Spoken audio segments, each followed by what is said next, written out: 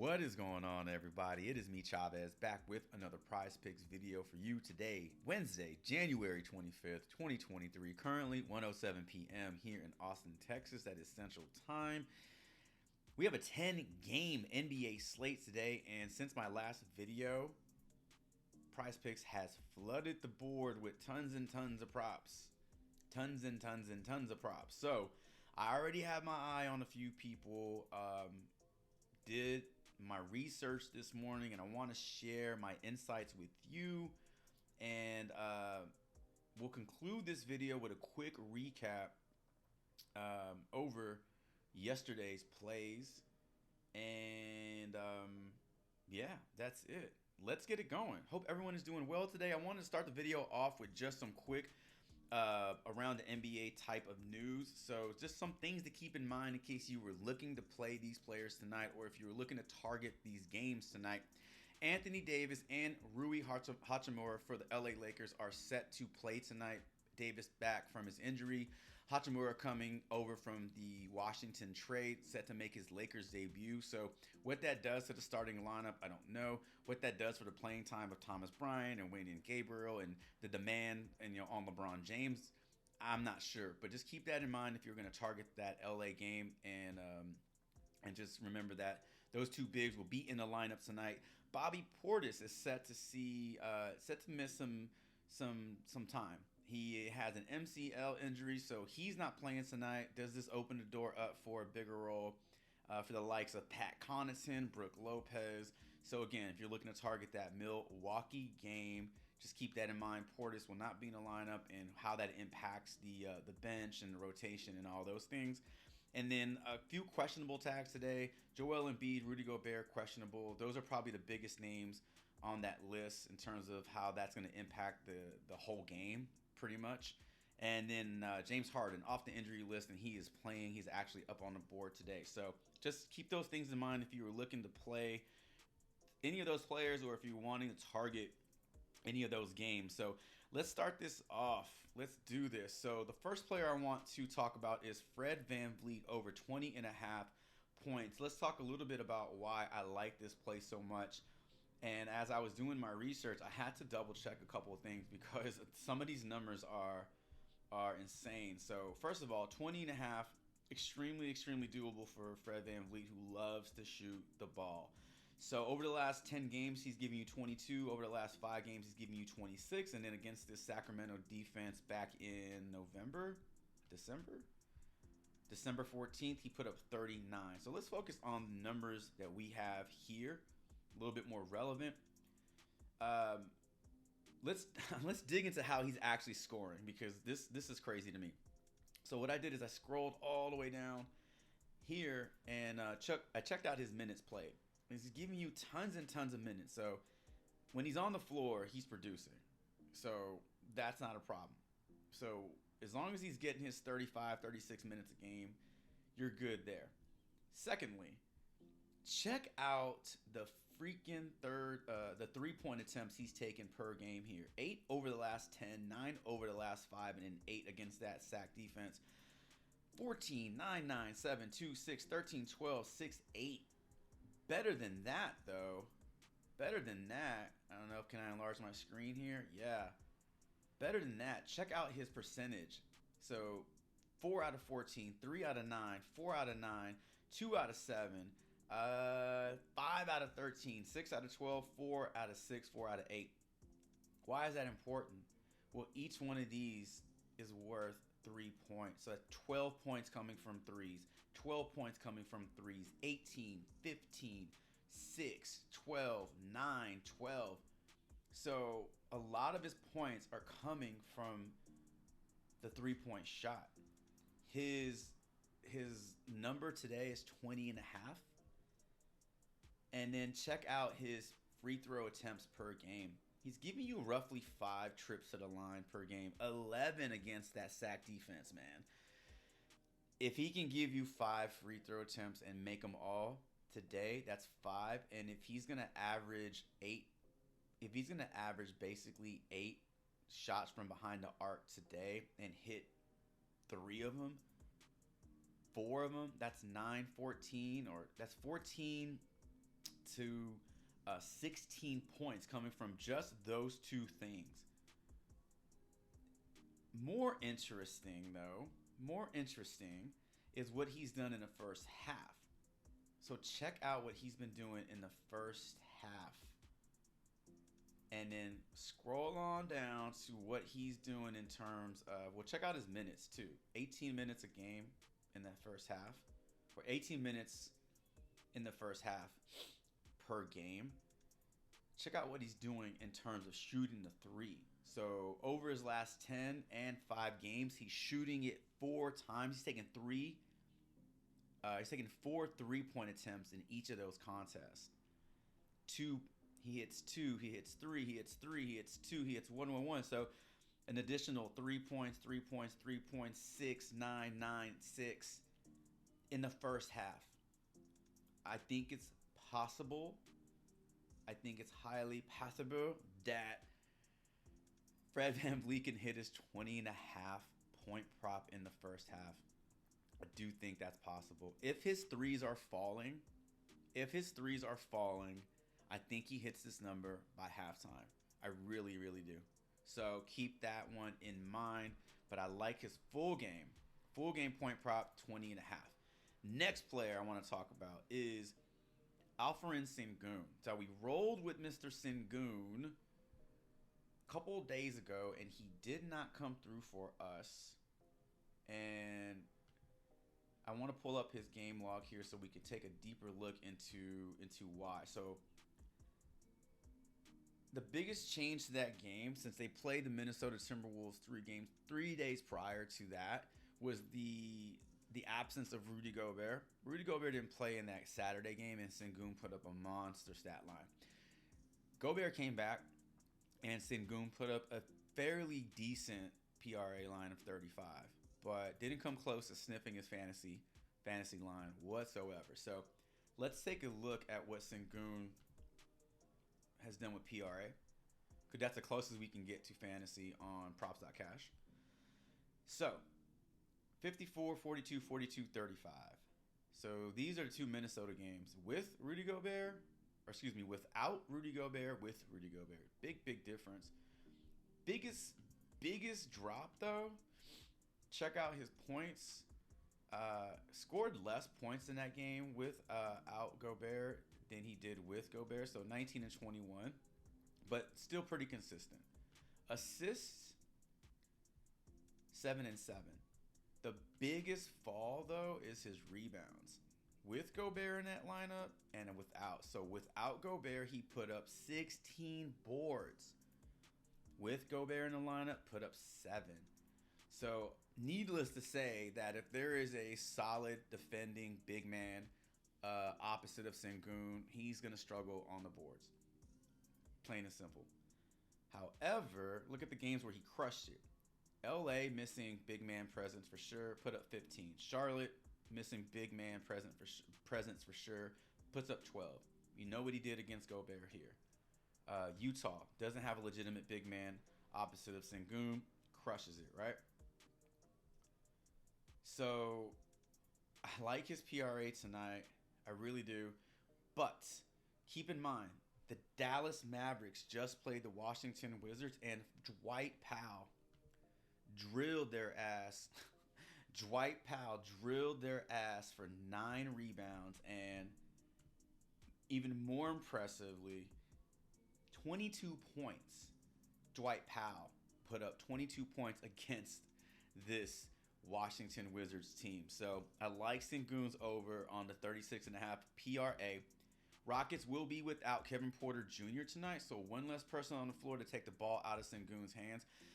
Go back and look at some of the game logs, box scores. When KPJ is out, the offense is funneled more through Sengun, which is great. He's going to get more shot opportunities. He's going to get more opportunities closer to the basket if they're funneling it through him. So I like his odds. I like its odds tonight of hitting that. Washington still without Porzingis. Hachimura is in LA, and Washington is on the second night of a back-to-back. So all these things are working against the Wizards. If you wanted to go points and assists, check out what he has done in that over the last 5 games. He's just giving you so much production, but just check out his assist alone. This is crazy. Not expecting that shit, right? Look at this: 10 assists, 7, 6, 6, 6, 7, and 7.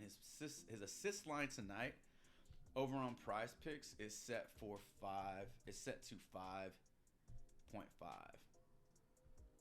but it's not on Prize Picks because they know better. People would have hammered that shit immediately. They would have took the over on that immediately. Anyway, I like his PRA. If they had his points in this, or they have his points and assists, so I like his points and assists tonight as well. And that's about it for Sengun. So I like those two for him. Moving on, Mike Conley. I like his 10.5. The over on is 10.5 full game points, and here is why. So let's click on the Utah Portland game first. Let's bring up Mr. Mike Conley's stats.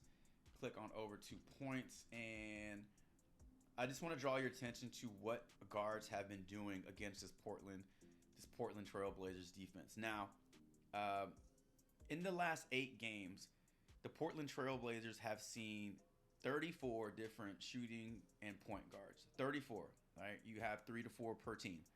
Okay? Now, in those 8 games, out of those 34 guards, 18 of those guards have hit at least 10 points, which is a 53% hit rate. So keep that in mind. When you look at these numbers, you might see a lot of X's, but look at the combination of guards per team. You had Beverly, Westbrook, Kendrick Nunn. They combined for 15 points. Okay? They severely underperformed. But look at what San Antonio did. Josh Richardson put up 11. Romeo Langford put up 12. Keldon Johnson put up 20. Trey Jones, 12. Malachi Branham, he put up 9. Go down to what Philly did. Harden, Milton, Maxey, and Melton, 21, 31, 46 points from that Philadelphia backcourt. We need Mike Conley to get us 11 points. Look, his playing time is good. He's on the floor a lot, playing no less than 27 minutes a game. He's taking 5 to 6 three-point shots a game. He's taking 9 shots from the field per game.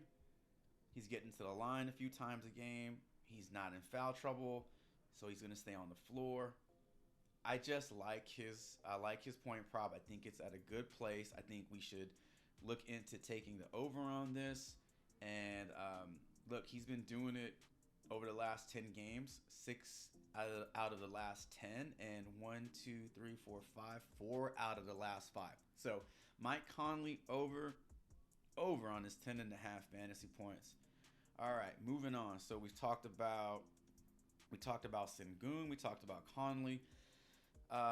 Let's talk about Mr. Domantas Sabonis, who I also feel can be a replacement for SGA's fantasy score. So if you haven't looked at SGA's fantasy score, it's currently set to 49.5. This morning I said that if we can get it at 44 or 43 or something like that, we smash it.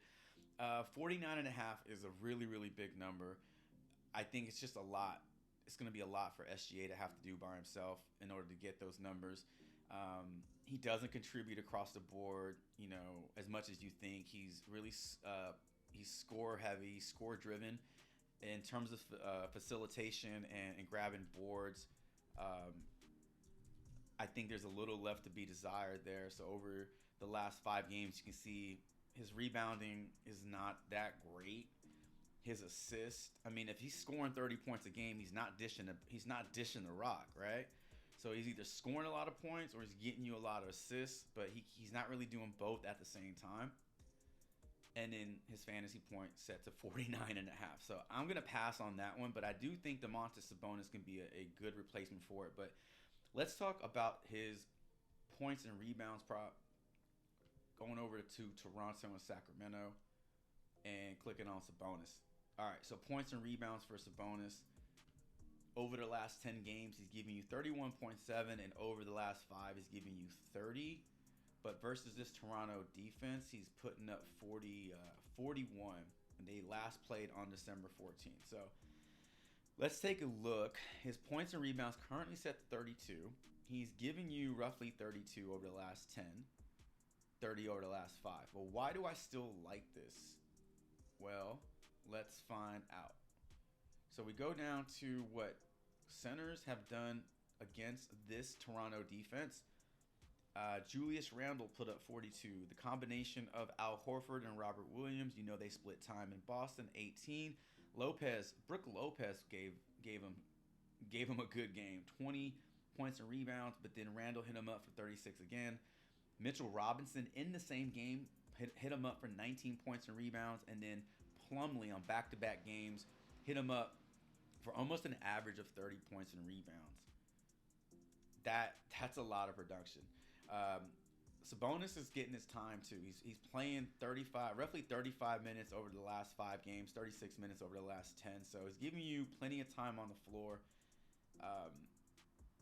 Since mid-January, he's not been in foul trouble, so he doesn't have to get pulled. He's spending all his time on the floor.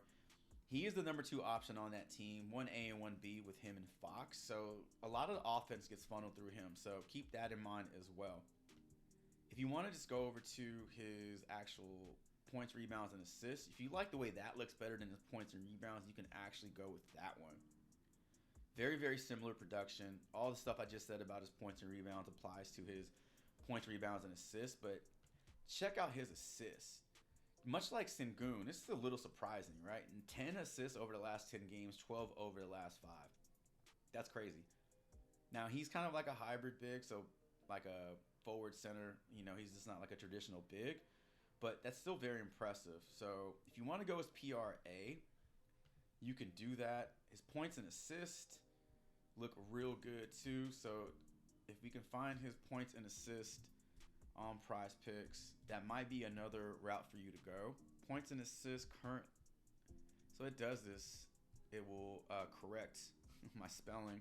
Points and assists set to 27.5, and you can see he's cleared that pretty consistently over the last 10 games or so. Now, why do I feel like this could be a replacement for our SGA fantasy score? So if you are in a state that does not allow single prop bets and you have to play fantasy score, let's check out Sabonis real quick. And if you want to roll with that one, go ahead and put him in a slip. But over the last 10 games, we're just gonna rough math this out. So rough map it. Either one of those sounds fine. So Sabonis, 19 plus 17 is 36. 19 plus 17 is 36. 18 average of 18 points per game in that time frame. His rebounds, he's giving you 26. So that's another 13. 13 times 1.2 is 16.25, I think. So that's 34 points, 34.2. Assists, this is insane. 22 assists, so it's 11, so it's 16, another 16 and a half fantasy points from assist on top of the 32 fantasy points I believe we just had. So 48 and a half fantasy points. Steals and blocks, he's chipping in with basically one per game. So 51 fantasy points roughly there.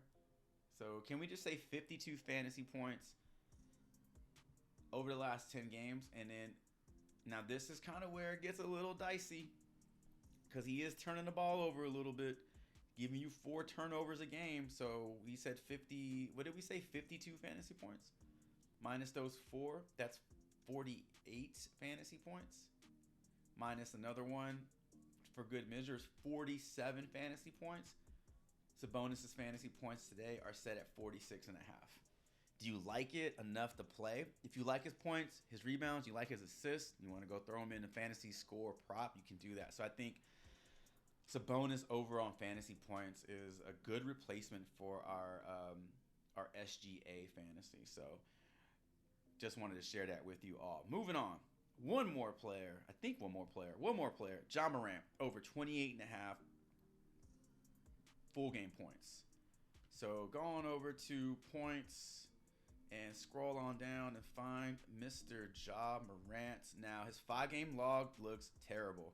1 out of the last 5 games he's hit this. So, why do I like this prop so much? I'll tell you why. Because in games versus the Golden State Warriors, Ja Morant shows the F up. He shows up. And these games are super important to the Grizzlies. They want to be the number 1 seed. There's like some bad blood going on between these two teams. I know sometimes that stuff can be a little subjective. It's just kind of like you're reading into some narratives, but it's legitimately a battle between these two teams. And Ja Morant wants to establish himself as the alpha in the Western Conference, period. So he shows up for these games. 36 points against them on Christmas Day. Remember that game? Let's go back to last year. Now, I don't like going back to last season to check things out, but it's very, very important to see what he does against the Golden State Warriors. He shows up, he shows out, and he plays lights out, man. Check this out. So this is a very, very impressive game log versus the Warriors. I think Ja Morant flirts with 40 points tonight. I think he really does. I think that Warriors team has no answer for him unless they hurt him. I just don't see them stopping this kid. So I like Ja Morant over on his 28.5 points. And the Warriors defense just isn't the same as it used to be. They are allowing a ton of production from to the point guard. I mean, Kyrie put up 38. Simmons and Curry combined for 19. 22 from LeVert, 31 from Garland. That's 53. 57 for that Cleveland backcourt. Smart, Brown, and Brogdon, 34, 44, 52 points between these guys? Really? It goes on and on and on. Warriors have a hard time stopping production from the point guard. So I think Ja Morant gets it done tonight. So those are my observations. Those are some different ways I'm going to go tonight with my slips. Sengun over PRA and also points and assists. Conley over his full game points. Van Vliet over full game points. So bonus over points, rebounds, and assists, points and assists, or his flat out fantasy score. And then Ja Morant over his full game points of 28.5. Real quick, before we jump out, I wanted to share with you a quick recap of what we were able to do yesterday. Yesterday's picks, we did improve day over day. So 50% hit rate yesterday. Take a look. So Bradley Beal came short. We needed him to give us 24. He gave us 22. Missed a late game 3-pointer that would have sealed it for us. So we came oh so close to hitting that one. However, Kyle Kuzma crushed his point prop going over 24.5. Dinwiddie crushed his point prop going over 18.5, finishing the game with 20. You had Ivica Zubac. Now, this is what I kind of talked about yesterday. Certain things can keep this guy off the floor. If teams run small, then they pull him off the floor. Or in the event of a ass whooping like last night, they just start to pull certain players off the floor. So Zubac, either they pull him off the floor or they just don't involve him in the offense, in situations like that. So it was tough to watch him not crush that line against a really, really suspect front court of the Lakers. But I would have picked it again. Give me the opportunity. I'm picking centers against the LA Lakers.